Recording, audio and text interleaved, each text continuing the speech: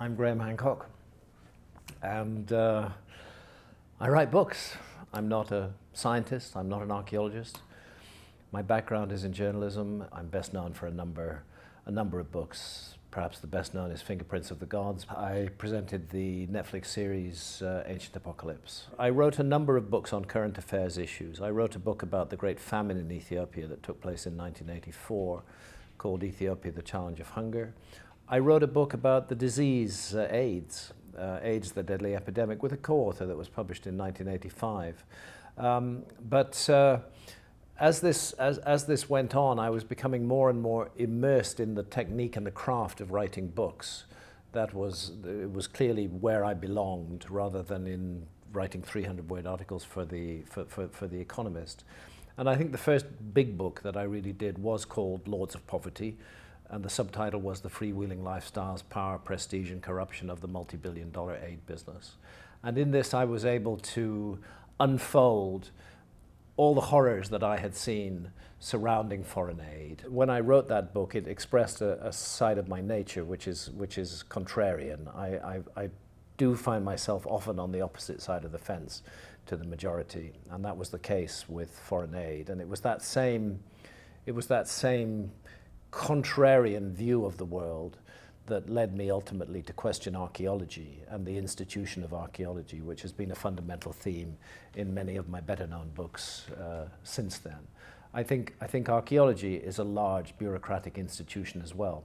There may be some wonderful archaeologists, some brilliant individuals, really, really good people, but the institution is what takes precedence. The institution is what controls and demands of its members' behavior in a certain way. And in that sense, it's not too different from the foreign aid bureaucracies. So back in the 80s, I was critiquing foreign aid. Now in the year 2023, I'm critiquing archaeology.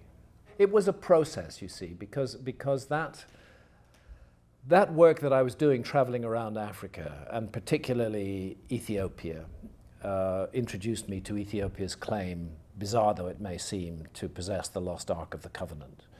And I eventually wrote a book about that, and that was the book that immediately followed Lords of Poverty. Lords of Poverty was my last current affairs book, and from that I went on to write The Sign and the Seal, Quest for the Lost Ark of the Covenant. It was published in 1992. And it was because of the build-up of experience in the Horn of Africa and learning stuff that a lot of other people didn't know that I began to take Ethiopia's claim to possess the Ark seriously and investigate it in depth. I immediately found myself up against archaeologists who said, of course, it was rubbish. The Ethiopians had made the whole thing up. It was a complete fantasy. I don't think it's a fantasy. I think there's a lot of truth to the Ethiopian story. And I tried to pay tribute to that truth, and I tried to document it thoroughly in The Sign and the Seal. And that's what put me, I think, on the track that led me to write Fingerprints of the Gods. That and the happy coincidence of discovering a book called Hamlet's Mill round about the same time. This background put me on the track of investigating the possibility of a lost civilization. I think life is always a process. You know, there aren't any sudden moments. I didn't just suddenly get interested in the idea of a lost civilization. It happened because I came across evidence that was hard to explain within the existing paradigm. I would say most archaeologists are in it for the love of it. They believe in what they're doing. I don't see them as conspiracists out to get me, although they think I do, but I don't see it that way. I see a bunch of people who sincerely believe in what they're doing and who aren't very well paid. I see the central problem as being twofold. Firstly, that archaeologists do honestly believe that they have the truth about the past. And secondly, for some reason, and this is probably true in many other walks of life as well, archaeology as an institution wants to control the narrative about our past. They therefore discourage people from thinking for themselves. They encourage rather groupthink, where we fit in with the ideology of the institution to which we belong. And that is certainly true of archaeology today. There's a great deal of groupthink in archaeology and an unwillingness to consider alternatives, and a tendency to use the language of propaganda, pseudoscientist, pseudo-archaeologist, to hopefully get rid of opposing narratives, to define an opposing narrative as false science. That's what pseudoscience means. The moment you stick that definition on it, you know, you're already prejudicing people against it. That's why I object to Wikipedia and the way that Wikipedia treats me, because they are always labeling me as a pseudo-scientist or a pseudo-archaeologist. And an encyclopedia shouldn't be making judgments like that. It's fine to say a proponent of controversial theories, but to say a proponent of pseudoscientific theories without demonstrating what's actually pseudoscientific about them, which is what Wikipedia does. And Wikipedia is the first port of call for virtually anybody who's heard something, oh, that's interesting, let's find out more. But actually it's an instrument of propaganda, and it's monopolized, certainly in my case, and the case of others, colleagues of mine who work in this field. We know that Wikipedia entries are biased and dishonest, and that they're run by groups of people who in some cases have been opposing our work for decades.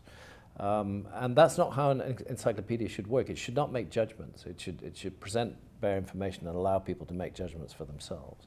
So I'm very familiar with that in my field, and I suspect if it's true in my field, it's probably true in every other field as well.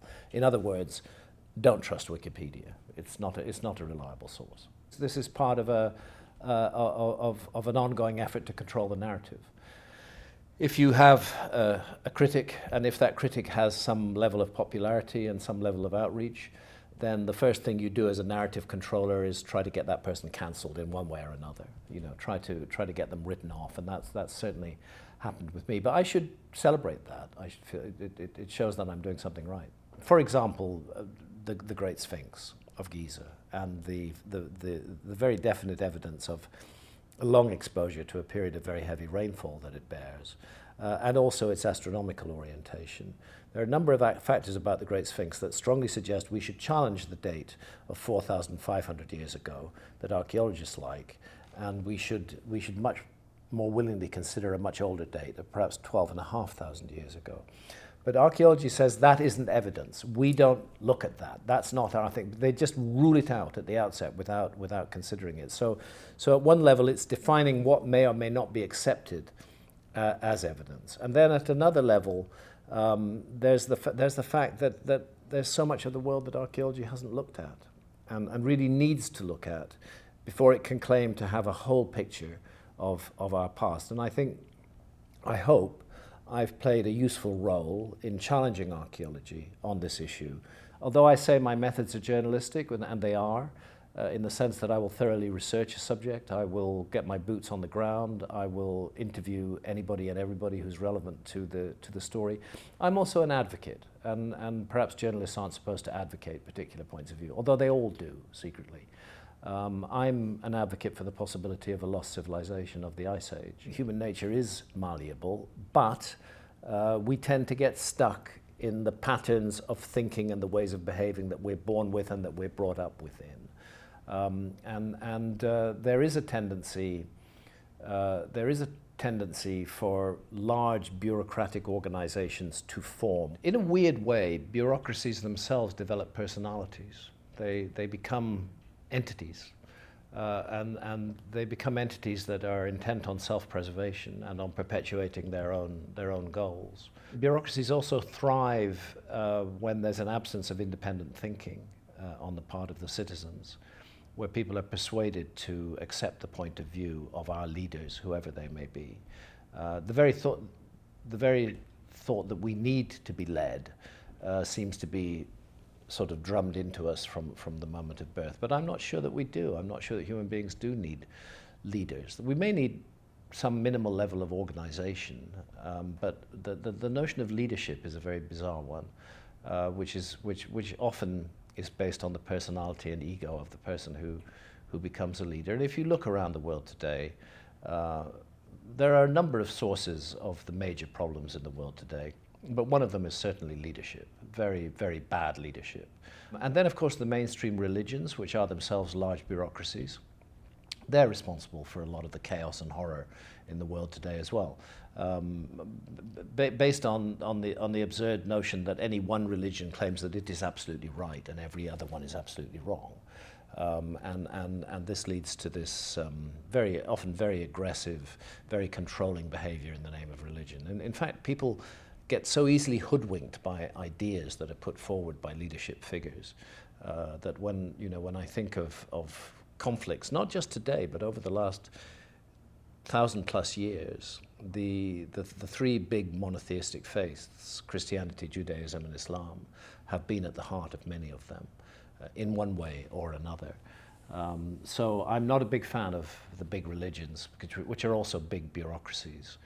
Being alive is a mystery, and there is no universal truth. There's only inquiries into truth, and religions shut those inquiries down. They create a structure in which the priest or the rabbi or the mullah is the voice of authority and which others listen to. And I think that's very unhelpful. I think we need to migrate as a species beyond that level where we start actually thinking for ourselves. It's beginning to happen. There is a resistance to so-called experts in our society today. Science is another one of those big bureaucracies that dominates world thinking. In many ways, in the 21st century, it's become a kind of world religion, the religion of science. And it's enough to say, oh, science says this is so. For most people to say, oh yeah, this is so, without questioning it. So I do think it's a function of human nature. I do think it's a function of large and complex societies, but the tendency to select leaders and to form large bureaucracies has by and large been very unhelpful to the progress of the human race. And if we're going to progress further, we need to move away from that model, much more in the direction of individual thinking. Freedom of thought is something that everybody would vote for, but actually freedom of thought is very restricted in our society, simply by the information that people receive and the information that's shut out. The last ice age is a particularly mysterious period. It's very recent. It ended less than 12,000 years ago. And in terms of human culture, that's very recent. In terms of geology, it's yesterday. There's no doubt that something very bad happened to the world at that time. It's an episode called the Younger Dryas. An episode of cataclysm, an episode of suddenly rising sea levels, an episode of large-scale animal extinctions. I tend to look at that period, which I think the Great Sphinx dates back to 12,500 years ago, as a time when a former civilization came to an end. There were survivors. They passed on something of their knowledge amongst the people whom they settled with. We need to recognize that this was a very, very major global event that happened right at the dawn of what we think of as civilization. And I would suggest that that's not the dawn, that's a false dawn, that's a restart, that's a reboot of something that existed earlier. But let's suppose the comet impact theory is correct. And the Taurid meteor stream is the likely culprit in the case of the Younger Dryas impact hypothesis. The Earth passes through the Taurid meteor stream twice a year. It takes the Earth 12.5 days to cross it on each crossing, which I and my colleagues, and particularly the team behind the Comet Research Group, the team behind the Younger Dryas impact hypothesis, are very worried about the Taurid meteor stream and don't understand why so little attention is being paid to it.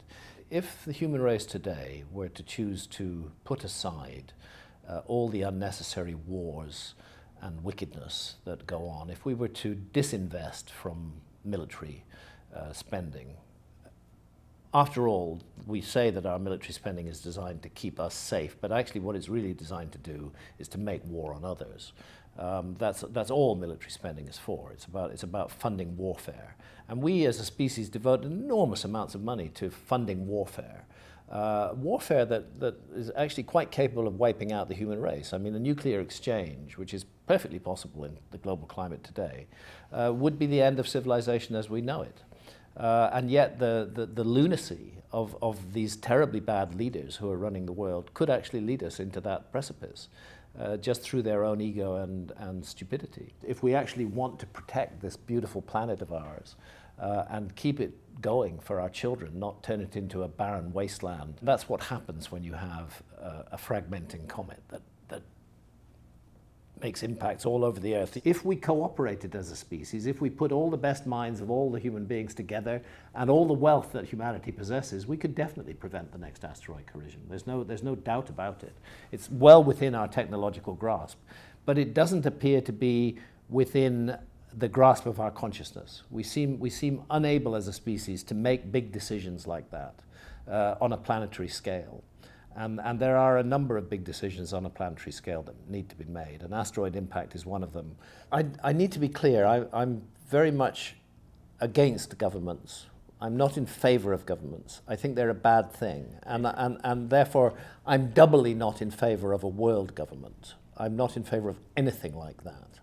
But what I am in favor is an elevation of human consciousness to the level where we don't think in these terms anymore. I don't see why should I feel especially proud or virtuous because I was born in Britain.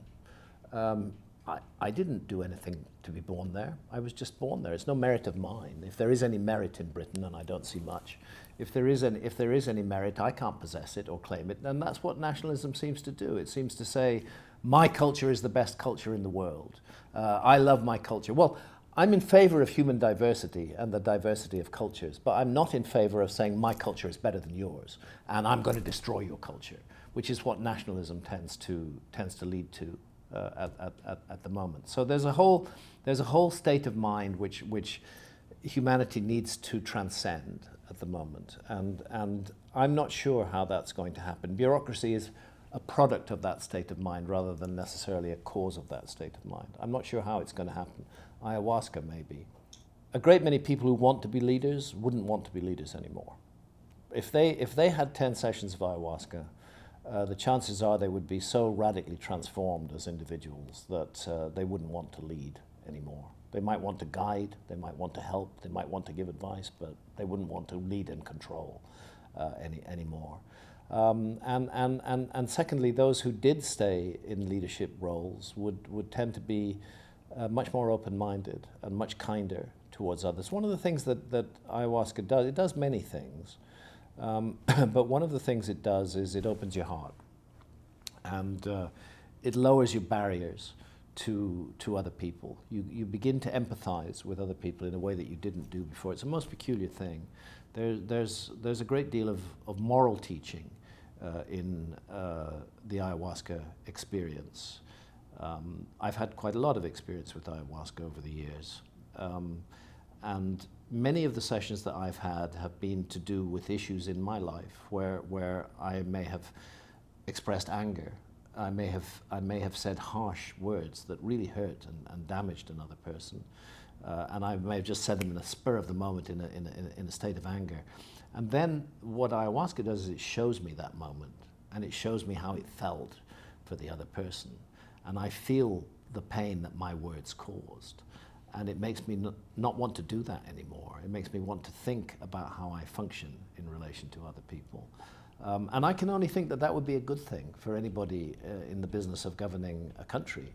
To have that experience, and also just to break out of the very limited, narrow, confined mindset that we find ourselves locked into in our society today. I mean, we praise our society. That's undoubtedly the case that there's been very significant technological advances, many of which are very good. I'm walking because I have 2 artificial hips. I wouldn't be walking if I didn't have those. I'm walking because I had a disc fused when I was 32 years old. I lost the use of my legs.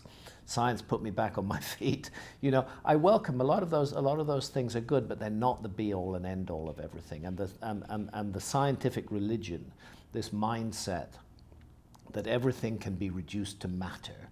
So that's why scientists like Richard Dawkins will tell you with great confidence that there's no such thing as the soul and there's no such thing as life after death. Well, that's not a scientific statement. Actually, what Richard Dawkins is doing there is stating his own religious belief. It's a rather dark and limited religious belief, but he believes that there's nothing to life, no meaning, no transcendent mystery, that we're just accidents of biology and chemistry. That is not a fact. That is a belief system that he's expressing there. And I think that's been a very harmful and damaging belief system for the human race in the 20th and the 21st century. And I think ayahuasca and other psychedelics would help to break out of it. But of course, a world in which those who wish to be elected to public office were required to have 12 sessions of ayahuasca is very unlikely to happen. It's very unlikely to happen. And then you have to ask yourself, why actually were psychedelics demonized in the first place under Richard Nixon and back to the so-called pernicious, wicked thing called the war on drugs? This was all about controlling public perceptions, and it was based on a realization that psychedelics, whatever else they may do lead people to ask questions that they didn't ask before. They do lead to a questioning state of mind. And of course, the big bureaucracies and the big governments that run our society don't want us asking questions. They want to answer all the questions for us and simply tell us what to think. So in that sense, I think psychedelics can be liberating. But it's important to be clear, psychedelics, whether ayahuasca, whether DMT in the pure smoked form, whether LSD, whether psilocybin, they're all very serious business. They're something that should not be undertaken lightly. They're something that will require of you deep personal inquiry and may put you through very difficult ordeals from time to time. So nobody should leap into the psychedelic experience just rushing. It should always be undertaken gradually and carefully with a great deal of research and in the right setting and the right company.